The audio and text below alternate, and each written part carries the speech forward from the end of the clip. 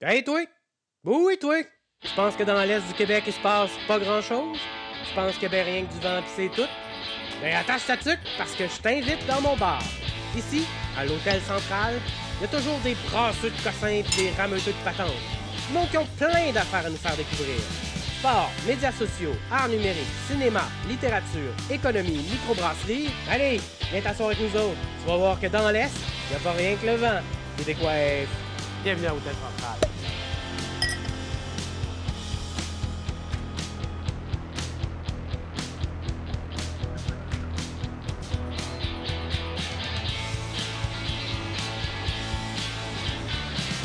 Hey, je reçois deux humoristes et une prof. Point. Ici, ça règle une question avec ma joke plate.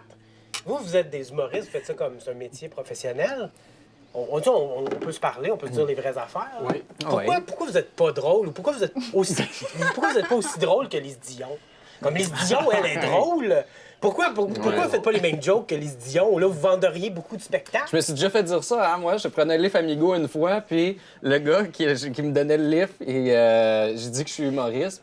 C'est un monsieur d'un certain âge, puis il me dit « Je comprends pas les humoristes, les nouveaux, pourquoi tu fais pas les numéros d'Yvon Deschamps? Il était bon, lui! Ouais, Vous lui, il devriez était faire drôle. ça. » Lui, dans sa tête, c'est possible de faire des covers. Ah oui, de prendre les grands succès d'un humoriste puis de les Mettons, répéter sur j'arrivais, scène. puis je ferais le bonheur d'Yvon Deschamps comme ça, là, puis les gens crieraient au génie. Mais justement, tu vois, je disais, parce que j'ai l'air niaiseux, mais ma question est donc réelle. Ça existe. Les gens pensent que ça serait bien que tu fasses le même genre d'humour que Lise Dion.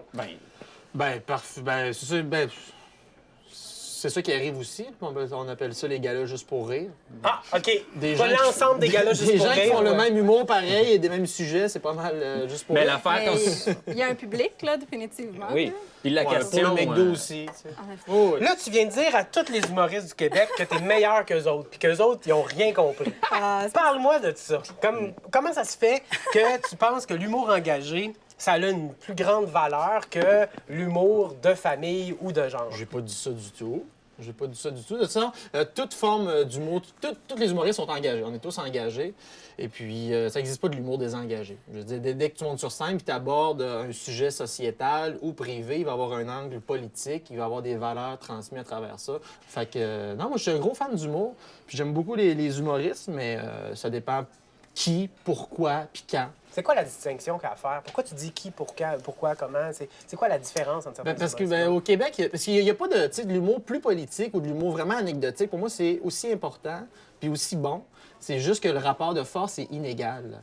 Au Québec, il y a très peu d'humoristes, mais il y a beaucoup de comiques. Fait que, OK, il y a une différence entre l'humour et la comédie. ouais. L'humour sans la révolte, c'est un gémissement sophistiqué. Le comique, lui, est du bord de la police. OK. Bon, on va prendre le temps de digérer Oui. ça. Attends, je vais prendre une gorgée, justement, pour y penser. Non, mais dans le sens, je veux dire, l'humour sans la révolte, c'est un gémissement sophistiqué. Sophistiqué parce que c'est pas facile de faire rire, OK? N'importe quelle blague, c'est difficile d'écrire une bonne blague. Sur une bonne blague de pète ou une bonne blague sur le néolibéralisme, c'est difficile d'écrire une bonne blague, peu importe le sujet. Et, fait que sophistiqué, c'est sophistiqué, mais gémissement, dans le sens, ça fait pas peur à personne. L'humour au Québec, depuis plusieurs années, est du bord de la police, est du bord des corporations et du bord de la bourgeoisie. Ça représente une vision très bourgeoise de la société. Maintenant, l'humoriste est au haut de la pyramide sociale. Il fait beaucoup d'argent. Je parle de l'humoriste vedette, là. Je parle pas nécessairement de moi et Ouais, Marc-Antoine. parce que je comprenais pas, là. On est ultra médiatisé, on a beaucoup d'argent, on est du bord plus du patronat, puis on est en haut. Fait que c'est plus un fou qui rit des rois, mais c'est un roi qui rit des fous. Wow! Donc, Martin Matt fait des pubs de Maxi et c'est exactement de ça dont tu Alors parles. qu'on a des projets de décroissance en environnement, on parle d'écologie, puis tu as quelqu'un qui a une grande notoriété, fait la promotion d'un truc qui est archaïque, de la manière de distribuer la nourriture, puisque une tomate sur 3 est jetée. Est-ce que tu as l'impression que ça va être quelque chose qui va être un appel chez toi de faire une... Parce que là, on nous dit que l'humour engagé, c'est tout le monde. Donc, toi, est-ce que tu te sens interpellé par ça? Est-ce que toi, tu fais de l'humour engagé? Ben, je veux dire, moi, j'abonde un peu dans le sens de Fred là-dessus. C'est sûr que moi, j'ai toujours dit une des plus grandes armes qu'on a aujourd'hui, c'est un micro. Tu sais. C'est extrêmement fort l'image d'avoir un micro parce que ça implique que tu vas parler plus fort qu'une salle remplie, tu sais, ou une petite salle, tout dépendant de à quel niveau que tu es. Tu sais. Mais n'empêche que tu parles plus fort que tout le monde, puis ça veut dire que pour les 10 prochaines minutes ou la prochaine heure, il n'y a pas un chat qui parle, puis vous faites juste m'écouter moi. Tu sais. Fait que t'as pas le choix d'avoir une responsabilité sociale dans ce temps-là. Tu sais, tu te dis, c'est passé. Faut se prendre pour des rois un peu pour quand même s'autoproclamer je vais parler plus fort que tout le monde. Tu sais. Les gens font le choix d'aller vous voir aussi. Exact, Tu sais, exact. nous, on veut vous entendre, on veut vous écouter, puis c'est vrai que vous devenez un peu comme... Ben, vous avez la parole, là, puis exact, tout le encore monde est là, là pour tu sais, s'abreuver. Ouais. ce que vous Quand avez à dire. t'écris, est-ce que t'as cette conscience-là même à travers ton écriture? Comme dans un monologue quelconque Ça dépend. Tu sais, il y a des fois, mettons, je vais juste penser à une joke niaiseuse que j'écris, puis sauf que le temps entre, je pense à une joke, je l'écris, puis je vais aller la faire devant un public. Il y a tellement d'étapes par lesquelles on passe. Il va y avoir un moment où je vais me questionner, il va y avoir un moment où je vais juste regarder un numéro d'humour, puis je vais voir ce qu'il fait, puis je vais faire c'est bol que ma joke est pas c'est pas la même, tu sais, c'est pas la même chose qui va se passer. Fait il y a tellement de questions qu'on se pose. Tu sais, en tout cas, je parle pour moi, mais c'est angoissant quand même écrire un numéro d'humour là, puis aller le livrer là, il y a quelque chose de contre-naturel là-dedans. Mais ça vient, tu sais, ça fait partie de la job. Là. Faut que tu te sentes un peu comme ça pour faire de l'humour. Tu sais. Faut que tu aies l'impression que, OK, j'ai une charge éthique, morale qu'il faut que je porte. Puis même si mon humour sera pas aussi revendicatrice que Fred, par exemple, n'empêche, je veux quand même aborder des thèmes qui me sont chers, que je veux porter. Puis si j'en parle, c'est parce que je trouve ça pertinent d'en parler quand même. Tu sais. Êtes-vous suivi par des professionnels de la santé? Ce que je veux dire, Ben, c'est comme... Est-ce que vous avez déjà eu une réflexion à savoir pourquoi je fais ça? C'est fou ce que tu viens de me dire, là. Tu sais, tu t'angoisses des heures et des heures, tu te tords la tête pour essayer d'extraire de quoi de drôle. C'est spécial, c'est pas tous les humains qui font ça. Ça vient d'où? As-tu une idée? Qu'est-ce qui fait en sorte que tu as ce besoin-là? C'est un besoin de création, un besoin de créer. OK, parce c'est que comme je ton pense outil. que C'est comme ça que tu t'exprimes. j'ai peur de la mort. Fait que Ah ouais. pour laisser quelque chose, on crée. On crée pour vaincre la mort. On crée pour combler le vide existentiel. Tu sais, je pense qu'il n'y a rien qui fait plus peur à l'humain que le vide. Hein? Fait que je pense que la créativité, la création est une manière de combattre le vide existentiel, spirituel, affectif, émotif. C'est fou. Fait que, puis moi, j'ai aucun talent dans les autres formes d'art. C'est une joke Fait tantôt, que- t'es pas si mauvais que ça. Mais ça, c'est vrai, ça, c'est vrai. Moi, je me rends compte de ça. Je suis doué pour pas grand-chose dans la vie, tu sais, d'avoir un talent. Puis moi, j'ai besoin d'acceptation, tu sais, puis de sentir que je suis bon dans ce que je fais. Puis je sais que quand j'entends des gens qui rient à une joke ou qui embarquent, ou quand je vois l'attention des gens, là, j'ai l'impression que, là, on dirait que c'est bon pour moi, mais j'ai l'impression que je fais quelque chose dans lequel je suis à bonne place, tu sais. C'est très Mais particulier, je vais rebondir là-dessus, l'éternité par la drôlerie. En cinéma, avec la pellicule, ça nous permet de garder ça pour toujours, théoriquement. Oui, ouais. Puis il y a des grands chefs-d'œuvre qui datent du début du cinéma qui Ouais. ont peut-être réussi à faire ça. Exactement. En fait, je pense souvent à Charlie Chaplin quand on parle de l'humour. C'est sûr que, bon, il y a la différence entre l'humour et la comédie. Je pense que Fred en a parlé un petit peu tout à l'heure. Mais oui, en fait, Charlie Chaplin, son personnage Charlot, était un personnage qui était engagé. Puis pour lui, c'était super important de faire des films qui parlaient qui dénonçaient certaines situations. On peut penser au temps moderne, qui dénonçait, par exemple, Le dictateur. Oui, bien, le dictateur, qui dénonçait le dictateur, qui a été fait en 1900. Oui, mais c'est vrai, le fait. Oui, c'est ça. Oui, c'est ça. Bon, en tout cas, je vais revenir au temps moderne. Donc, la classe ouvrière qui était vraiment stratisée par les patrons, par c'est ça, la politique qui était en place aussi. Mais en 1940, il a fait le film Le Dictateur, où il fait une espèce de parodie de Hitler. On est en pleine guerre, là. C'est quand même très, très audacieux. chaud, ouais. Oui, c'est chaud quand même, c'est courageux. Puis, tu sais, quand tu fais de l'humour, là, c'est tellement intime. Tu sais, c'est tellement intime ce que tu montres, ce que tu mets sur la table, c'est tes idées, ce que tu penses, c'est ta position. Moi, je trouve ça très courageux, autant comme Charlot l'a fait. Mais c'est intime puis pas, parce qu'il y a quelque chose, on dirait, d'universel. Tu sais, si Oui. on prend Charlie Chaplin, Ouais. comme tu parles en ce moment, tu sais, on s'entend de l'Inde d'aller jusqu'ici, on sait c'est qui. Ouais. Puis quand on le voit faire des frasques à l'écran, tout le monde, t'as pas le choix, même à notre époque, c'est fou, on est en Oui, 2020. oui. Puis on C'est encore arrive dans la drôle. réalité virtuelle, puis on regarde des trucs, on n'a pas le choix de sourire au moins, tu sais. Ouais. Il y a quelque chose d'intemporel, là, définitivement, surtout dans la proposition de Chaplin, où, tu sais, c'est muet quand même. Ça peut paraître aride. On s'en a déjà parlé des films muets en noir et blanc. Ça peut être difficile. C'est poche. Non, mais, non, mais c'est ça. Mais ce que Chaplin propose, c'est intemporel, ça traverse le temps. Ça parle de situations qui existent encore aujourd'hui. Puis ce qui est le fun avec Chaplin, c'est que son statement allait au-delà de son sujet. On lui avait imposé pour le dictateur de faire un film parlant. Et pour lui, son art, c'était le cinéma muet. Lui, c'est un acteur du burlesque. Fait qu'il a décidé, parfait, vous voulez que je parle? Bien, je vais dire n'importe quoi. Quand il s'adresse au peuple, il raconte n'importe quoi. C'est un mélange de langues, en fait. Et nous, on peut pas trop comprendre, mais on comprend tout. OK. Finalement, on comprend tout. C'est vraiment la puissance de ce film-là. Il y avait à ce moment-là énormément d'intelligence dans son propos, mais dans sa façon de faire le film, déjà, là, dans tous ses aspects.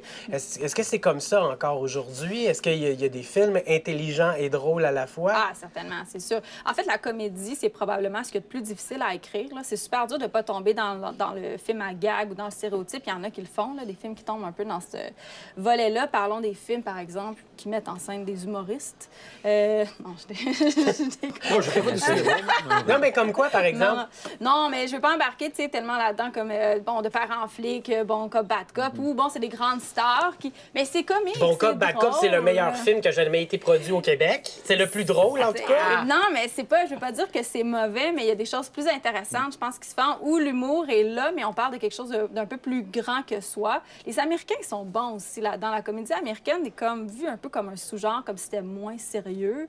Mais, tu sais, Ben Stiller, Steve Carell, Will Ferrell, c'est vraiment des acteurs d'improvisation excellents qui ont... Bon, je veux pas dire que tout ce qu'ils font, c'est extraordinaire, là, mais il y a vraiment une culture de la comédie aux États-Unis qui est très forte. Puis au Québec, on en a aussi des comédies intéressantes, mais c'est... Bon, Mais moi, je suis professeur du soir à l'École de l'humour, puis j'enseigne Pierre Falardeau, qui est un de mes humoristes préférés.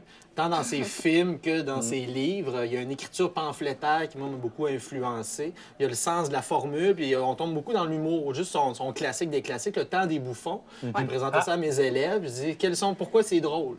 Je dis, mais ça me fait pas rire. Je m'en fous si tu ris pas ou pas. Il y a de l'humour là-dedans. Trouvons les formules humoristiques. Quand il dit qu'au Ghana, les pauvres mangent du chien, ici au Québec, c'est les chiens qui mangent du pauvre. C'est les chiens qui mangent du pauvre, exactement. Ouais, ça, c'est une formule humoristique. On est dans l'humour à 100 C'est une belle formule, c'est un procédé humoristique, c'est un jeu de mots, c'est un retournement. C'est drôle parce que... C'est un bon exemple, Le temps des bouffons. Elvis Gratton aussi. Elvis Gratton, oui, tout à fait. C'est drôle parce que tantôt, tu dis, je pensais que le classique, c'était Elvis Gratton, Oui. mais là, ça a l'air que c'est Le temps des bouffons, le classique. Puis même, Pierre Falardeau, dans une de ses lettres, il y avait une correspondance avec un peintre hollandais, puis il se livrait beaucoup à lui, puis il disait que tout le monde, mes amis me demandent quand est-ce que je vais faire un prochain grand film, puis pourquoi je fais pas un film sérieux, un grand film politique. Puis il dit, mais moi, l'humour, c'est bon, puis c'est comme ça que je me sens, puis c'est pour ça que je fais de l'humour, puis pour moi, c'est une arme quand même, puis c'est sous-estimé. Je veux revenir sur quelque chose que tu as dit tantôt. Je t'ai comme placé devant un concept. Je t'ai dit, ah oui, mais il y a de l'humour bon puis pas bon. Puis j'avais l'impression que ce que tu disais, puis c'est pas le cas, tu l'as bien défendu, qu'il y avait un humour engagé qui était bien puis un autre type d'humour qui était moins bien. Mais étrangement, de la même façon, on a parlé de films humoristiques comme Bon Cop, Bad Cop. Ouais. Puis, j'avais l'impression que tu avais ce même genre de propos, comme quoi, mettons, Bon Cop, Bad Cop, tu sais, c'était moins intéressant, c'était moins drôle, c'était comme une catégorie inférieure de certains autres films. Je trouve... Oui, puis non. Là, en tout cas, j'aime pas ça faire, classer les choses comme ça, puis qu'il y ait une sorte de snobisme. Je disais justement que la comédie, c'est un genre qui était sous-estimé. Là. Je veux pas tomber là-dedans. Mais c'est sûr que quand on met des grosses têtes d'affiche, il y a vraiment un côté... le cinéma, c'est une industrie. Là. C'est une industrie qui veut faire des entrées. Puis, ben, ce genre de film-là propose ça, puis je vais rire, je vais y aller voir le film, là, puis je vais me bidonner, puis je vais avoir passé un super bon moment. Allez, dis-le. Mais oui, J'ai aimé Bon Cop, Bad Cop. Mais oui, j'ai aimé ça, mais non. Oh mon Dieu! J'ai un tatouage de Patrick Huard. Non, mais tu sais, je passe des super bons moments au cinéma. Puis il y a d'autres films humoristiques. Puis je trouve ça le fun que tu parles de Falardeau parce que c'est vrai que c'est quelqu'un qui fait de l'humour, mais c'est pas drôle parce que c'est cynique. C'est drôle, mais ça te fait vraiment réfléchir. Puis j'ai vu dernièrement, en fait, Les Fleurs oubliées de Forcier. Oui, c'est vraiment un univers particulier, André Forcier, mais j'ai vraiment ri. Puis en même temps, ça parlait de l'actualité, ça parlait de Transgénia, qui est Mosanto, en fait. Ça parlait... C'est comme une... C'est pas un pamphlet, là, mais c'est un film politico-écologiste. Mais j'ai ri tout le long. Mais je me demande, t'as ri parce que c'était maladroit de bout en bout, parce que Non. les acteurs étaient mauvais, puis le texte était pas bon, puis non, t'as vraiment ri parce que... Je pense que t'as un petit préjugé. Il y a Non, Roy mais- Dupuis là-dedans, un fleuron Ah, mais québécois. Hey! Bon point. Roy C'est Roy Dupuis. Dupuis, et là, c'est sûr que c'est bon, t'as raison. Mais Ah, je suis c'est désolé. pas- ouais. Mais Mais- c'est pas Capable de anodin d'avoir Ville-Rivière. mis. C'est pas anodin d'avoir choisi Roy Dupuis pour ce rôle-là parce qu'il fait le militant écologiste révolté. Bon, Forcier, il a son univers à lui, là, c'est sûr qu'il faut le connaître. Bon, ça appartient au réalisme magique. Il n'y a personne d'autre au Québec qui fait ça que lui. Mais sa proposition dans Les Fleurs oubliées, il y a quelque chose de léger, mais d'hyper cynique, de satirique, où on parle, oui, de Mosanto qui... Bien, pas Mosanto, excusez-moi, de Transgénia. Donc, cette industrie qui vend des pesticides à des agriculteurs qui sont coincés avec ça. En tout cas, il y a des agriculteurs étrangers qui viennent travailler au Québec, qui sont, ils sont pas maltraités, mais les effets de Transgénia ont vraiment des effets sur leur santé. Il y a cette espèce de révolte-là, les abeilles qui meurent. En tout cas, il y a quelque chose de vraiment intéressant, d'hyper contemporain, de léger, mais d'hyper réfléchi à la fois. Bon, c'est très gros, là. C'est pas dans la subtilité du tout, mais c'est assumé. Les personnages sont très dessinés, sont presque burlesques, en fait, mais c'est ça qui fait qu'on aime, ce film-là et qu'on passe un bon moment, finalement. Depuis tantôt, on parle, puis il y a un rapport mercantile, on dirait, qui est beaucoup plus fort que dans les autres arts. C'est un art, là, l'humour, là, on s'entend, là. Ben, en fait, c'est... Mais j'ai l'impression que vous êtes tout seul un peu contre la machine. Tu sais, dans l'industrie du cinéma, on est une gang, on est ensemble, tu sais, on crée en gang. Tu peux être un petit peu en marge, tu peux faire quelque chose de différent, tu peux faire un truc personnel, tandis que vous mettez vos couilles sur la table, tu sais. C'est de vous parlez, c'est votre point de vue. En tout cas, c'est l'impression que j'ai, là. Peut-être que je suis dans le champ. Je connais moins les autres. Je sais pas. auteurs. Non, je pense que tout artiste, mais Ouais. je sais pas. Parce que c'est nos textes à nous, tu veux dire? Oui, c'est ça. Mais il y a Du moins début à la de. fin, là. Il y a moins de. Je trouve, en tout cas, mettons, en comparaison avec d'autres arts, c'est que des fois, il y a moins de couches avant de sentir qu'on parle à la personne. L'humoriste typique, les gens veulent qu'il soit le plus authentique possible. Ils veulent avoir l'impression de parler à quelqu'un qu'ils pourraient connaître puis qui se peut, tu sais, une vraie personne, mettons. Tu sais, admettons, tu vas avoir un auteur, compositeur, interprète qui va avoir un personnage, qui va avoir juste de la musique, des mélodies, tout ça. C'est déjà une espèce de...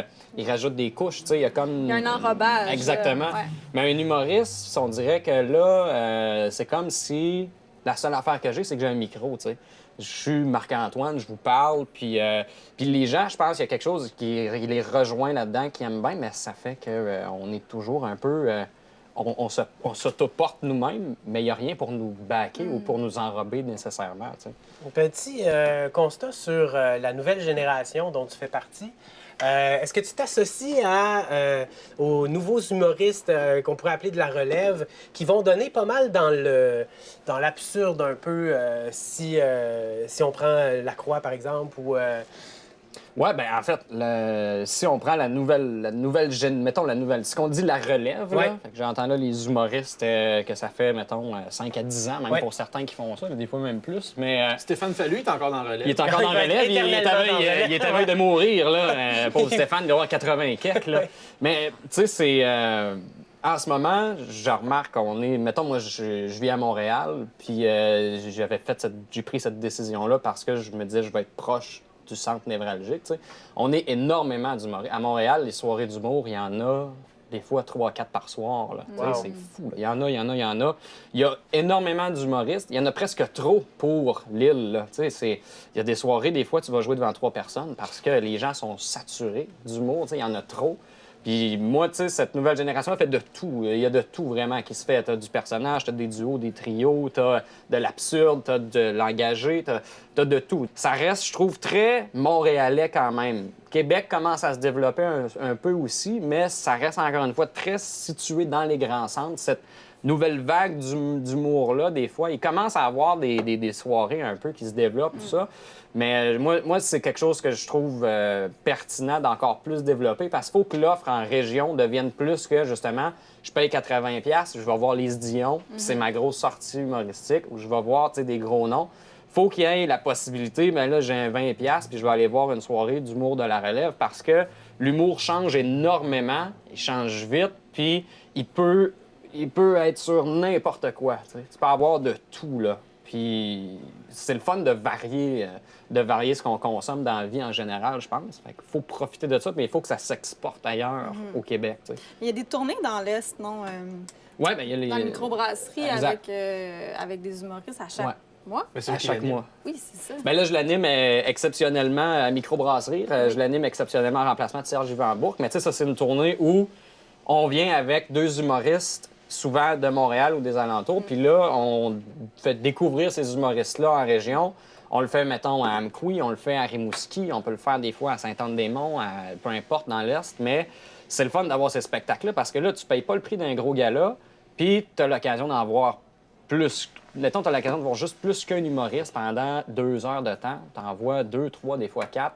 Fait que c'est une vitrine plus le fun. C'est tellement plus agréable aussi de voir un spectacle d'humour dans un cabaret, un petit bar, une microbrasserie. Quelqu'un de l'écoute, là, c'est plus agréable. Moi, j'étais en tournée avec Christian Vanasse, mon ami qui était dans les apartistes avant, puis on vise que ça. On vise une démocratisation de l'humour dans le sens où les billets sont le moins chers possible. Si on est 2, on s'en va à Amqui, on met les billets 15$ maximum, dans des petites salles, en dehors de l'industrie culturelle, justement. Fait qu'il n'y a pas de producteur, il n'y a pas d'agent, il n'y a pas de gérant, il n'y a pas de diffuseur. Tout ça, c'est des gens qui se prennent une part du gâteau. Fait que c'est pour ça que les billets sont si élevés que ça. Il faut que, pour faire un one-man show d'humour, maintenant, une de mes amies qui est connue, elle voulait se faire un one-man show d'humour, elle était plus à la radio. Puis son agent a dit, bon, ben, on part à 400 000 $. Fait qu'après ça, pour rembourser 400 000, il faut que tes blagues...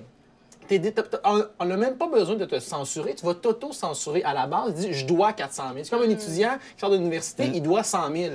Il va-tu être avocat pour une OBNL puis pour des petits groupes communautaires ou il va aller travailler pour le patronat? Bien, c'est ça. Fait, l'endettement est une chaîne anti-créative.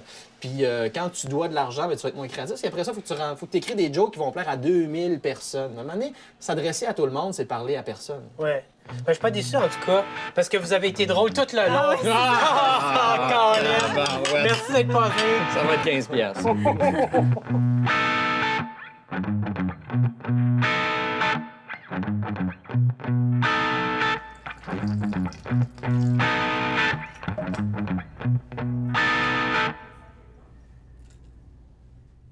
Oriane. Bonjour. Oriane. S'il y a quelque chose de pas drôle dans la vie, c'est bien l'art. Oh, t'es très pessimiste.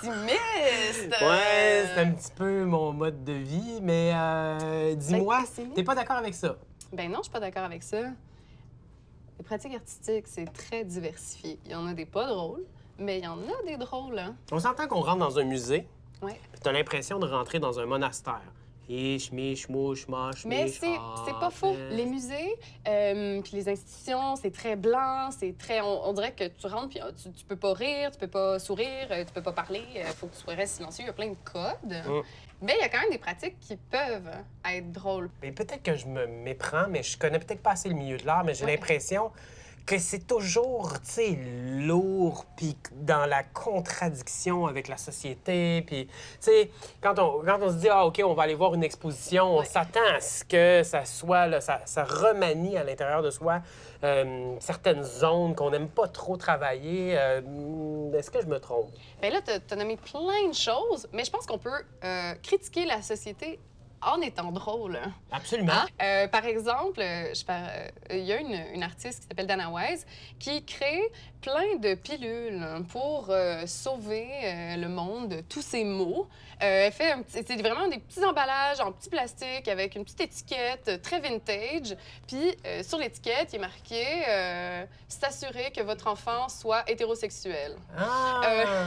Toutes ces espèces d'idées reçues que, donc, pour faire en sorte que la société soit vraiment toute pareille, que les gars soient des gars, que les filles soient des filles. C'est ça. Donc, là, il a les pilules pour tout ça. Il y en a une centaine sur un mur. Tu rentres dans... Puis moi, c'était dans un lieu où je travaillais, où on les exposait. Puis là, tu rentres, tu as l'impression que tu magasines ton mot. Puis là, t'es juste comme... Il y a certaines qui critiquent la société comme celle-là, genre Be Straight, mais il y en a qui critiquent aussi le milieu de l'art. Ah oui? Ils sont comme devenir un artiste de manière instantanée, comprendre l'art contemporain. C'est bon. Puis là, tu les regardes, puis tu ris parce que tu trouves ça drôle, mais il y en a certaines qui viennent te chercher plus que d'autres. Mais c'est une manière de critiquer la société quand même. J'en reviens et toutes pas ces qu'il normes. y a un artiste qui a eu ce courage-là, une position un peu plus stoïque, un peu plus décalée, puis de rire de soi-même en tant qu'artiste. Oui. C'est pas donné à tout le monde, je pense. Je pense que les gens qui ont une pratique prennent leur pratique très, très à cœur et très, très au sérieux. Est-ce que je me trompe? Bien, c'est sûr qu'il y a ça, puis je pense que même dans le ludique, ça peut arriver, mais de rire de soi... c'est ça, ça arrive, ça fait partie des différentes pratiques aussi, mais dans sa pratique à elle, je pense qu'il y a une grosse critique de la société, puis tout en restant, c'est assez sérieux comme démarche. Y a-t-il d'autres exemples comme ça de gens qui vont comme s'amuser avec l'art pour en faire de quoi de vraiment ludique? Bien, il y a, puis là je remonte à très longtemps, là, mais il y a beaucoup d'artistes qui... puis ça, c'est actuel, vont critiquer, vont prendre comme base des œuvres marquantes de l'histoire de l'art, puis vont les transformer, les parodier, donc venir rire un peu aussi de cette histoire-là, puis du précieux qui est associé à toutes ces œuvres-là, dont Duchamp, puis là, on remonte à longtemps parce que c'est 1919, où a fait la Joconde avec une moustache, puis a marqué dans le bas L.H.O.O.Q. Si on le lit, ça fait L.H.O.O.Q. Puis, dans le fond, puis ça servait pour le mouvement dadaïste, puis détruire un petit peu cette idée-là que l'art est très strict, très stable, qu'on peut pas rire, puis justement présentait constamment d'autres choses. Donc aussi, C'est drôle que tu amènes ça parce que, spécialement Marcel Duchamp, j'ai l'impression que c'est quelque chose de méconnu, puis c'est à partir de là, tout le mouvement surréaliste et dadaïste, dans lequel je pense effectivement avait quand même beaucoup d'humour. Énormément d'humour. Puis, dans le fond, c'est une autre façon d'aller rigoler plutôt que nécessairement d'aller payer un billet pour les Dion, par exemple. C'est d'aller s'informer un peu sur qu'est-ce qui s'est déjà fait de rigolo dans l'art. Puis même à la limite, je vais avancer quelque chose. Puis là, tu me chicaneras si c'est pas vrai. Mais... si d'emblée, tu t'en vas voir une exposition très, très sérieuse, là, hein, où est-ce qu'il y a beaucoup de critiques sociales, puis tu peux quand même, je sais pas moi, le voir ou l'assimiler sous le point, dans le fait, avec beaucoup plus de rigolo, tu sais, de dire, ben c'est pas grave, c'est de l'art, puis c'est fait justement pour critiquer, mais en même temps, on peut s'en amuser, puis juste être léger avec ça, dans le fond. Bien, là, si je me trompe pas, tu parles aussi de l'approche quand tu rentres dans une exposition, puis comment tu vis l'exposition. Par exemple. Dans le sens que c'est pas obligé d'être lourd. Absolument. Puis, face à certaines œuvres, je pense par exemple à Carré blanc sur fond blanc. Oui. Qu'est-ce que c'est Carré blanc sur fond blanc? Bien, carré blanc sur fond blanc, c'est un carré blanc sur un fond blanc. Exactement. Il y a beaucoup de monde qui se dirait, voyons donc, c'est pas de l'art, c'est dégueulasse. C'est quoi le rapport? Il y a quelqu'un qui a payé super cher pour une toile ou est-ce que c'est un carré blanc sur un fond blanc? Oui. Mais c'est un grand manque d'humour, à mon avis, de pas réaliser toute l'ironie. Mais c'est tout le temps, dans ce cas-là, se replacer dans le contexte puis comprendre à quel moment a été faite aussi l'œuvre. Parce que quand tu tombes dans l'art abstrait puis tu veux dénoncer justement que tu n'as plus envie de faire de la figuration, puis quand l'art abstrait a émergé, bien, c'est beaucoup de la contestation de justement quitter tous ces cadres-là, ces dogmes-là, puis ouvrir vers une plus grande liberté de création. Puis carré blanc sur fond blanc, bien, on rentre là-dedans dans tout début de l'abstraction. Puis c'est sûr que c'est difficile de voir qu'est-ce qui faisait rire à l'époque, puis qu'est-ce qui fait rire maintenant. C'est sûr que maintenant, avec le recul, quand on regarde le carré blanc sur fond blanc, peut-être qu'on est juste comme, ah ben voyons, cette œuvre-là, on dirait que c'est... on retourne en boucle sur comme qu'est-ce que peut être l'art, puis là, c'est un carré blanc sur un fond blanc. Mais à l'époque, je pense que c'était davantage de la revendication. Puis peut-être un pied de nez au milieu de la culture aussi. Mais tu sais, l'humour, c'est ça aussi. C'est très contextuel par rapport à ce qui nous fait rire actuellement versus ce qui pouvait faire rire avant. Il y a tout ça aussi dans cette réflexion-là de qu'est-ce qui nous fait rire. Écoute, Oriane, j'en reviens pas. Je me dis, en ce sens, ta veste est une véritable œuvre d'art. Pas faux.